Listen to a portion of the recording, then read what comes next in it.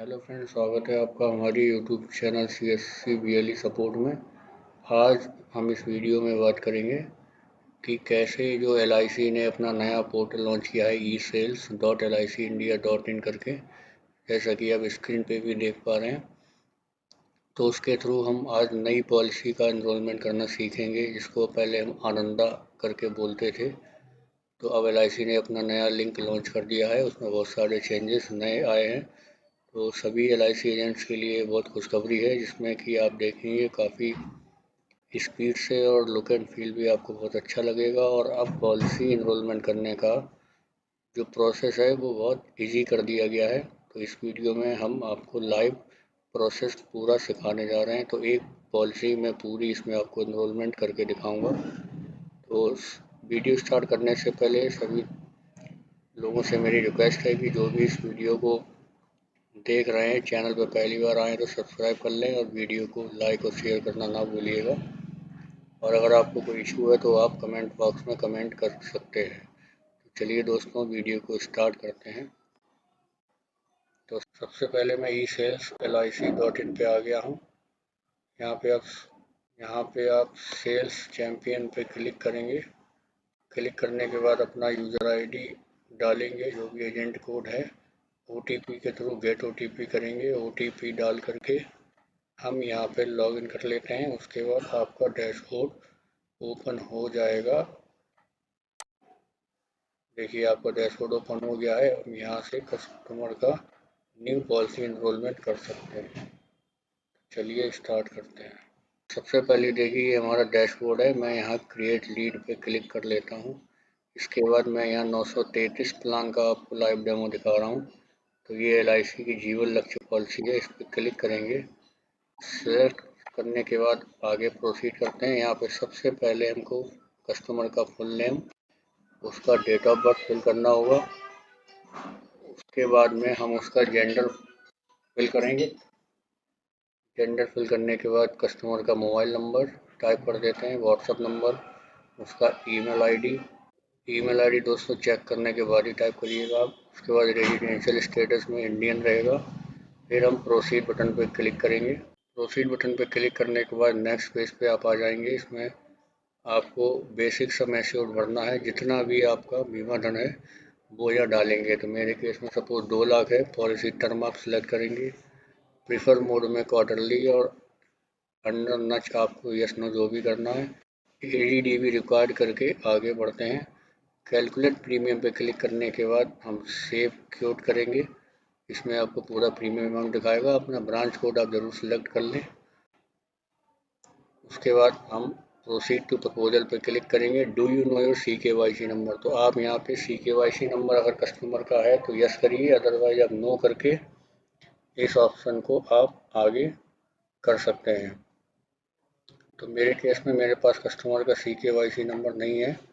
तो नो करने पे क्या होगा कि आपको जो है कस्टमर का आधार के थ्रू जो हम ऑफलाइन फाइल डाउनलोड करते हैं, XML फाइल, वो आपको डाउनलोड करनी रहेगी। उसको डाउनलोड करने के बाद ही जो है आप नो करके आधार KYC को ऑफलाइन मोड में अपलोड करके पहले जैसे आनंदा पे हम करते थे उसी प्रोसेस के थ्रू KYC को कंप्लीट कर सकते हैं। तो मैं यहाँ पे नो कर देता हूँ। नो करने के बाद हम कस्टमर का यहाँ पे पैन कार्ड नंबर या आधार डिटेल से उसकी KYC फैच करा लेंगे। तो मैं यहाँ PAN card number, date of birth type करके फैच KYC डिटेल पे क्लिक करता हूँ। तो यहाँ पे हमको कोई भी CKYC सिस्टम में नहीं मिली। तो ऐसा हमको 1-2 बार करेंगे तो वापस से ये हमको पुराने वाले सिस्टम पे ले जाएगा। तो यहाँ पे हमको कस्टमर का आधार की वेबसाइट पर जाके लॉगिन करते हैं। तो आधार में कस्टमर का मोबाइल नंबर लिंक रहना चाहिए, तभी आप आनंदा से पॉलिसी कंप्लीट कर पाएंगे। तो यहाँ पे जो है हम उसका लॉगिन करके OTP ले लेते हैं। OTP लेने के बाद देखते हैं हम किस तरीके से लॉगिन होने के बाद कौन से ऑप्शन में जाके उसकी ऑफलाइन KYC की फाइल को हम डाउनलोड कर पाएंगे। तो यहाँ पे मैंने दोस्तों लॉगिन कर लिया है। देखिए हमारा लॉगिन हो चुका है। लॉगिन होने के बाद आपको यहाँ नीचे स्क्रॉल करना है और यहाँ पे आप देखेंगे ये ऑफलाइन eKYC पे क्लिक करके यहाँ पे आप 4 डिजिट का कोई कोड क्रिएट कर लीजिए जो कि आपको याद रखना है। उसके बाद इस फाइल को कस्टमर का एक फोल्डर बना के आप कहीं भी अपना सेव करके रख लीजिए और पासवर्ड आपको याद रखना है। तो ये जिप फाइल में डाउनलोड हो गया है। डाउनलोड होने के बाद वापस चलते हैं। यहाँ पे हम मोबाइल नंबर कस्टमर का डालेंगे जो उसके आधार कार्ड से रजिस्टर्ड होगा। फिर हम नीचे शेयर कोड डालेंगे जो हमने फाइल का कोड बनाया था 4 डिजिट का। उसके बाद जो जिप फाइल हमने अभी सेव की है उस फाइल को यहाँ से हम सिलेक्ट कर लेते हैं।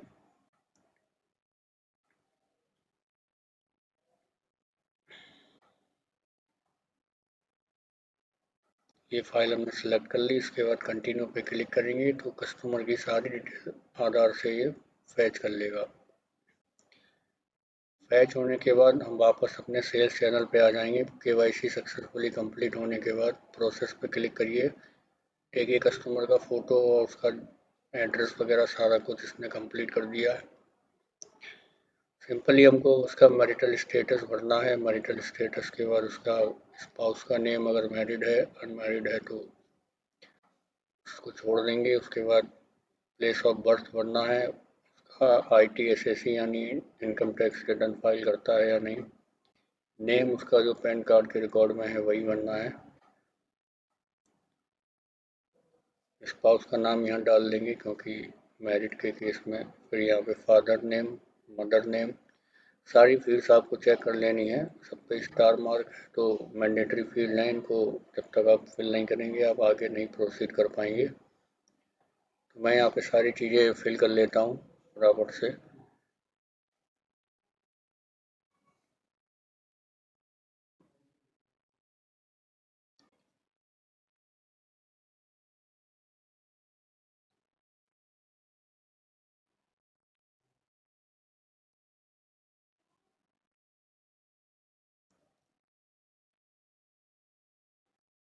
मैंने यहाँ सारी चीज़ें फिल कर ली हैं। बाकी चीज़ें आपको नो रखनी है। परमानेंट एड्रेस कम्युनिकेशन एड्रेस को सेम कर देते हैं।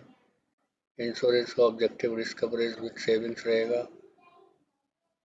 इसमें आपको और बाकी कुछ भी फिल नहीं करना है। प्रेजेंट ऑक्यूपेशन जो भी कस्टमर करता है, बिजनेसमैन है या कहीं प्राइवेट जॉब है, गवर्नमेंट जॉब है, जो भी काम वो करता है वो आप यहाँ पे उसके अकॉर्डिंग फिल कर सकते हैं। तो मेरे यहाँ सेल्फ एम्प्लॉयड में विदाउट इनकम टैक्स है तो मैं यहाँ self employed without income tax ले लेता हूँ, या business person without income tax. आप जो भी आपको सुटेबल लगे वो आप ले सकते हैं। ये सारी चीज़ें डिटेल भरने के बाद एजुकेशनल क्वालिफिकेशन उसकी डाल देंगे। एनुअल इनकम आप जो भी भरना चाहे भर सकते हैं।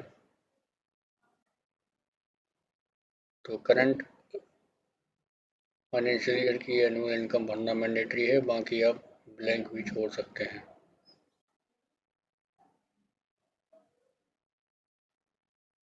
तो मैं इसको ब्लैंक ही रहने देता हूँ। उसके बाद में यहाँ पे प्रीवियस कोई पॉलिसी अगर है तो उसको फिल करिए, अदरवाइज आप इसको टिक करके नो कर दीजिए। फैमिली हिस्ट्री में फादर मदर लिविंग डेड जो भी कंडीशन है वो डालेंगे। उनका एज डालेंगे। स्टेट ऑफ हेल्थ क्या है, उसके बाद आप उसके भाई बहन की डिटेल भी यहाँ पे फिल कर सकते हैं करना चाहें तो।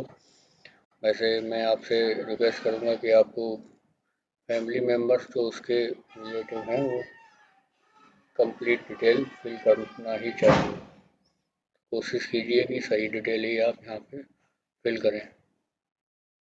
तो यहाँ फादर की एज, मदर की एज फिल करने के बाद आप और भी फैमिली मेम्बर्स को ऐड कर सकते हैं।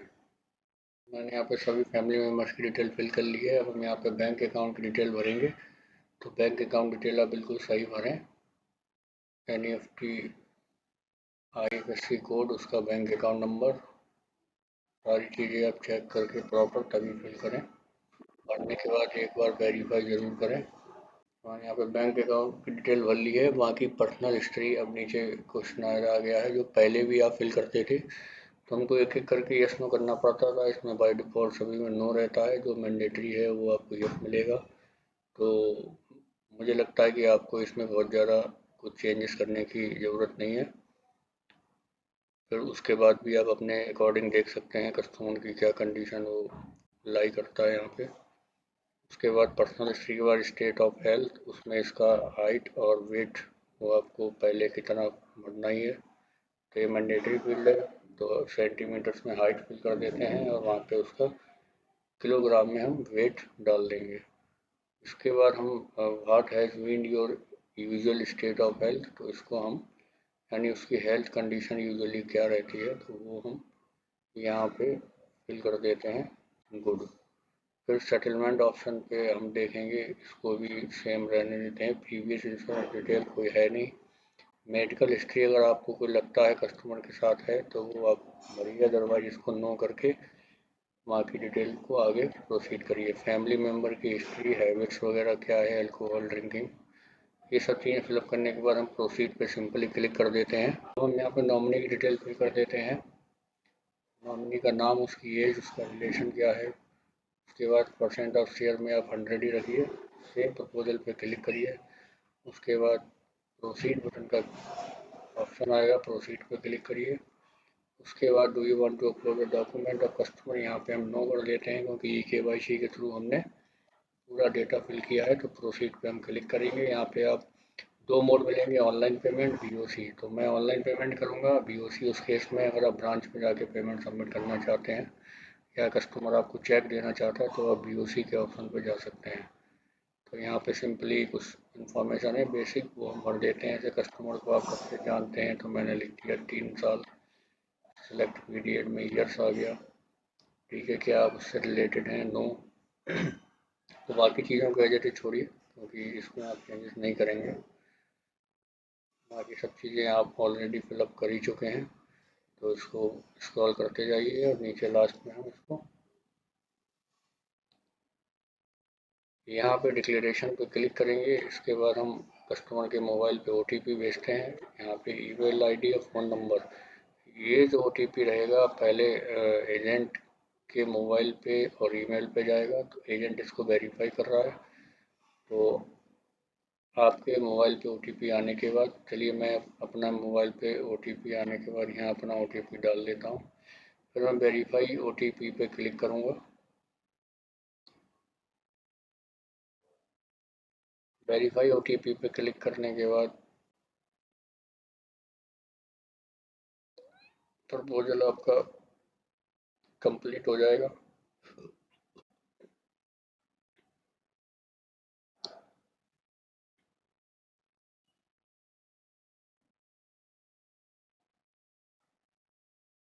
ये देखिए OTP वेरीफाइड सक्सेसफुली हो गया है। इसके बाद आप देखेंगे कस्टमर के मोबाइल पे और ईमेल पे एक वेरिफिकेशन लिंक जाएगा। इसके बाद यहाँ से आप ACR फॉर्म को डाउनलोड करके रख सकते हैं अपने पास फ्यूचर के लिए या रिकॉर्ड के लिए। कस्टमर के ईमेल पे आप जाकर के लिंक के थ्रू उसका वेरीफाई कर सकते हैं प्रपोजल। और चाहें तो आप जैसे पहले अनंदा में हम ओपन लिंक के थ्रू जाते थे, उसी प्रकार से यहाँ पर भी हम ओपन लिंक ऑप्शन के थ्रू प्रपोजल को वेरीफाई कर सकते हैं।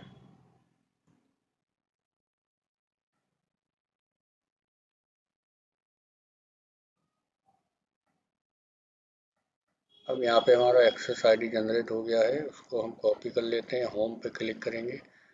यहाँ पे आप जाइए, देखिए प्रपोजल ट्रैकिंग में एक्सेस ID को एक बार हम ट्रैक करते हैं। यहाँ पे मैं एक्सेस ID फिल करता हूँ, ट्रैक पे क्लिक करूँगा। तो यहाँ पे आप देख सकते हैं अभी हमारा कस्टमर वेरिफिकेशन कंप्लीट नहीं हुआ है। जो जो ऑप्शन ग्रीन होते जाएंगे वो कंप्लीट होते जाएंगे। यहाँ पे आपको एक चीज़ देखने को मिली है, MHR नॉट रिक्वायर्ड, यानी कि अगर 2 लाख तक का केस है तो MHR की आवश्यकता नहीं है। हमने ओपन लिंक पे क्लिक करके एक्सेस ID डाल के कस्टमर के मोबाइल पे वापस OTP भेजते हैं। OTP डाल के वेरीफाई करेंगे।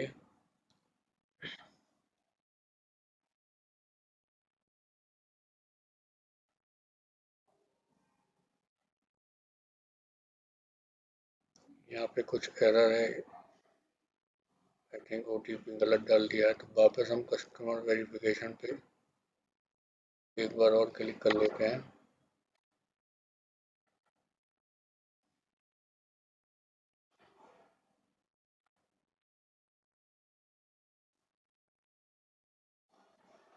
फिर सिम एक्सेस ID डाल के सेंड OTP करते हैं। कस्टमर के मोबाइल पे OTP आ चुका है। OTP यहाँ पे हम टाइप कर देते हैं। वेरीफाई OTP पे क्लिक करेंगे। क्लिक करने के बाद ये वेरीफाई हो चुका है। आप प्रपोजल को डाउनलोड कर सकते हैं। अगर अभी भी कोई इशू है तो आप एडिट भी कर सकते हैं। तो मैं यहाँ पे एक बार प्रपोजल को डाउनलोड करके सिस्टम में सेव कर लेता हूँ PDF फॉर्मेट में। उसके बाद हम आगे अब हम वापस सेंड OTP पे क्लिक करते हैं। अब हमारे पास एक OTP और कस्टमर के मोबाइल पे जाएगा। उसको यहाँ पे OTP डाल के वेरीफाई OTP पे क्लिक करेंगे। क्लिक करने के बाद पेमेंट मोड पेज पे हम आ चुके हैं। तो हमने ऑनलाइन पेमेंट सेलेक्ट किया था, तो यहाँ पे पेटीएम का पेमेंट गेटवे लगा हुआ है। तो पेटीएम का पेमेंट गेटवे को सिलेक्ट करके आगे प्रोसेस पे क्लिक करते हैं। प्रोसीड पे क्लिक करने के बाद आप देखेंगे पेटीएम का UPI net banking payment gateway के ऑप्शन खुल चुके हैं। तो आप UPI ID से जो भी मेथड से आप पेमेंट करना चाहते हैं यहाँ पे डाल करके पेमेंट को प्रोसीड करिए। पेमेंट कंप्लीट होने के बाद कस्टमर का रिसीप्ट जनरेट हो जाएगा और 24 आवर्स में कस्टमर के ईमेल पे और आपके ईमेल पे पॉलिसी नंबर ऑटोमेटिक जनरेट होकर के रिसीव हो जाएगा और विद इन 7 डेज में कस्टमर के एड्रेस पे पॉलिसी का बॉन्ड पहुंचा दिया जाएगा। तो देखिए यहाँ पेमेंट सक्सेसफुल का मैसेज आ चुका है। आप इस रिसीप्ट को डाउनलोड करके प्रिंट निकाल के कस्टमर को दे सकते हैं और अपने पास सेव करके रख सकते हैं। अब यहाँ पे हमको 10 सेकेंड वेट करना है। उसके बाद ये ऑटोमेटिक रीडायरेक्ट हो जाएगा LIC के सेल्स चैनल पे। देखिए रीडायरेक्ट होने के बाद पेमेंट सक्सेसफुल का एक और मैसेज आ गया है। कॉन्ग्रेचुलेशंस लिख के आ गया है, यानी कि कस्टमर का प्रपोजल अब कंप्लीट हो चुका है। अब आपको कुछ भी नहीं करना है। अब आप सिंपल वापस अपना डैशबोर्ड पर लॉगिन करके कस्टमर का एक्सेस ID नंबर डाल करके उसकी डिटेल्स को आप चेक कर सकते हैं। प्रपोजल ट्रैकिंग पे जाइए, एक्सेस ID डालिए, ट्रैक पे क्लिक करिए। देखिए अब सारी प्रोसेस कंप्लीट हो चुकी है। अब हम कस्टमर को बोल सकते हैं कि आपका प्रपोजल कंप्लीट हो चुका है और पॉलिसी बॉन्ड आपके घर पे विद इन 7 डेज में बाई पोस्ट पहुंचा दिया जाएगा। तो आशा करता हूँ दोस्तों आपको वीडियो अच्छी लगी होगी। अगर वीडियो अच्छी लगी हो तो वीडियो को लाइक और शेयर ज़रूर करें और चैनल को सब्सक्राइब करना ना भूलिएगा। थैंक यू दोस्तों, आपका बहुत बहुत धन्यवाद।